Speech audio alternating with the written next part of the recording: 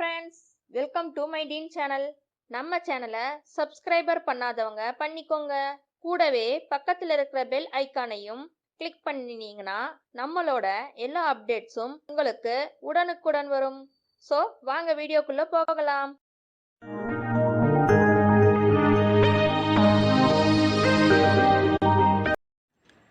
வாங்க இன்றைக்கி என்ன வீடியோவில் பார்க்க போகிறோன்னா, நல்லா காரஞ்சாரமான இட்லி மிளகாய் பொடி எப்படி செய்கிறதுன்னு பார்க்கலாம். அதுக்கு 1 கப்பு உளுத்தம்பருப்பு, 1/2 கப்பு கடலைப்பருப்பு, ஒரு 5 கொத்து கருவேப்பிலை, 3 டேபிள் ஸ்பூன் அளவுக்கு வெள்ளை எள் எடுத்திருக்கேன். காரத்துக்கு தகுந்த மாதிரி வரமிளகாய் எடுத்துக்கோங்க. நான் ஒரு 20 வரமிளகாய் எடுத்திருக்கேன்.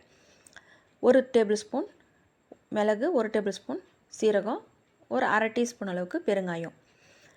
இப்போ வாங்க எப்படி செய்கிறதுன்னு பார்க்கலாம். முதல்ல அடுப்பை பற்ற வச்சுக்கலாம். இந்த மாதிரி ஒரு கடாய் வச்சுக்கோங்க. கடாய் வச்சுட்டு எண்ணெய் எல்லாம் இல்லாமல் நம்ம எல்லாத்தையும் தனியாக ட்ரை ரோஸ்ட்டாக வறுக்கணுங்க. முதல்ல உளுத்தம்பருப்பு சேர்த்திருக்கேன். இது நல்லா சவன்னு ரோஸ்ட் ஆகிற வரைக்கும் நல்லா வறுத்து எடுத்துக்கோங்க. இது நல்லா காரஞ்சாரமாக இருக்குங்க.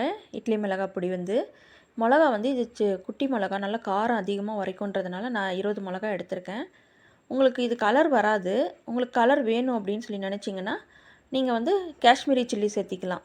நான் காஷ்மீரி சில்லியெல்லாம் சேர்த்தலை. பாருங்கள், இப்போ நல்லா உளுந்து நல்லா வறுபட்டு வந்திருக்கு. இந்த அளவுக்கு கலர் மாறி இருக்கணும். இப்போ இதை ஒரு பிளேட்டுக்கு மாற்றிடுங்க. மாற்றிட்டு அந்த கடாயிலே இப்போ இது ஒரு பக்கம் ஆறட்டங்க. இந்த பருப்புகள்லாம் ஒன்று ஒன்றா நம்ம தனியாக வறுத்து அதில் போடணும். இப்போ கடலைப்பருப்பு சேர்த்திக்கோங்க. நான் 1/2 கப்பு கடலைப்பருப்பு எடுத்திருக்கேன். 1 கப்பு உளுத்தம்பருப்புனா 1/2 கப்பு கடலைப்பருப்பு அது சேர்த்துட்டு, அது கூடவே இந்த காரத்துக்கு நான் வரமிளகா எடுத்திருக்கேன் பார்த்தீங்களா, அந்த வரமிளகா சேர்த்திக்கோங்க. ஏன்னா தனியாக வரமிளகா வறுப்படும் போது கொஞ்சம் வறுபடுறதுக்கு ஒரு மாதிரி இருக்கும். இந்த கடலைப்பருப்போடு சேர்த்தும் போது நம்மளுக்கு நல்லா ரோஸ்ட்டாக கிடைக்கும். நல்லா பொறுப்பும் நம்மளுக்கு அந்த கருகி போன மாதிரி இருக்காது. அதுக்காக தான். இது கூடவே நம்ம எடுத்து வச்சுருக்கிற இந்த கருவேப்பிலையும் சேர்த்திருங்க. எதனால் இந்த கருவேப்பிலையும் சேர்த்துறேன்னா, அந்த மிளகா மாதிரியே தான் இந்த கருவேப்பிலையும் நல்லா கழுவிட்டு தண்ணி இல்லாமல் உணர வச்சிருங்க. அதுக்கப்புறமா இதை சேர்த்திட்டு நல்லா இது 3த்தையும் ஒட்டுக்காக வறுத்துருங்க. ஏன்னா இப்போ கருவேப்பிலையும் மிளகாவும் தனித்தனியாக வறுக்கும் போது ஒரு மாதிரி இருக்கும். அதுக்காக தான் நான் இது 2யும் ஒன்றா சேர்த்திடுறேன். இது கூடவே பாருங்கள், இந்த அளவுக்கு நல்லா கருவேப்பிலையும் நல்லா மொறுன்னு வதங்கி வறுப்பட்டுருக்கு. மிளகாவும் நம்மளுக்கு நல்லா மொறுன்னு வறுப்பட்டுருக்கு. இப்போ இந்த கடலைப்பருப்பும் வறுத்தாச்சு. உங்களுக்கு தொட்டு பார்த்திங்கன்னா நான் காட்டுறேன் பாருங்கள். இந்த அளவுக்கு நல்லா வறுப்பட்டுருக்கு பாருங்கள். இப்போ இதையும் எடுத்து நம்ம அந்த பிளேட்லேயே சேர்த்துருங்க. பாருங்கள், இப்போ இதையும் சேர்த்தாச்சு. மறுபடியும் அந்த கடாயிலே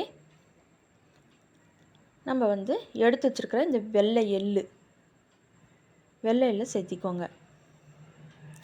அதையும் சேர்த்துட்டு லைட்டாக நல்லா அது பொரிஞ்சி வர வரைக்கும் நல்லா வறுத்து விடுங்க. அடுப்பு எப்போவுமே மீடியம் ஃப்ளேமில் இருக்கணும், இல்லைன்னா சிம்மில் தாங்க இருக்கணும். வச்சுக்கிட்டு நல்லா வறுத்து விடுங்க. அப்போ தான் நல்லா வாசமாகவும் இருக்கும், நம்மளுக்கு கருகாமல் நம்மளுக்கு நல்லா கலரும் வரும். நல்லா வறுத்து விட்டுக்கிட்டே இருங்க. பாருங்கள், நல்லா பொரிஞ்சி வருது எள்ளு. நல்லா வாசம் உங்களுக்கு வறுக்கும் போதே தெரியும், நல்லா பொரிஞ்சி வர்ற வாசம். இப்போ இதையும் அதே பிளேட்டுக்கு சேர்த்திருங்க. நீங்கள் கருப்பு எள்ளு கூட சேர்த்திக்கலாம். கருப்பு எள்ளு உடம்புக்கு ரொம்ப நல்லது. வெள்ளை எள்ளு கருப்பு எள்ளு ரெண்டுமே ஒன்று தான். இருந்தாலும் நீங்கள் கருப்பு எள்ளும் சேர்த்திக்கலாம். இப்போ நான் எடுத்து வச்சுருக்கிறேன் இந்த மிளகு, 1 டீஸ்பூன் மிளகு, 1 டீஸ்பூன் சீரகம் சேர்த்திருக்கேன். நான் காரத்துக்கு வரமிளகா சேர்த்திருக்கேன். நான் இது கொஞ்சம் கொஞ்சமாக சேர்த்திருக்கேன். உங்களுக்கு அப்படி வேணால் நீங்கள் மிளகு சீரகம் இன்னும் கொஞ்சம் கூட ஆட் பண்ணிக்கலாம். இதையும் நல்லா வறுத்து விட்டுருங்க. பாருங்கள், நல்லா வறுத்தாச்சு. இந்த அளவுக்கு நல்லா கலர் மாறி இருந்தால் போதும். இப்போ இதையும் எடுத்து அந்த பிளேட்டில் எல்லாத்தையும் கலந்து விட்டுருங்க.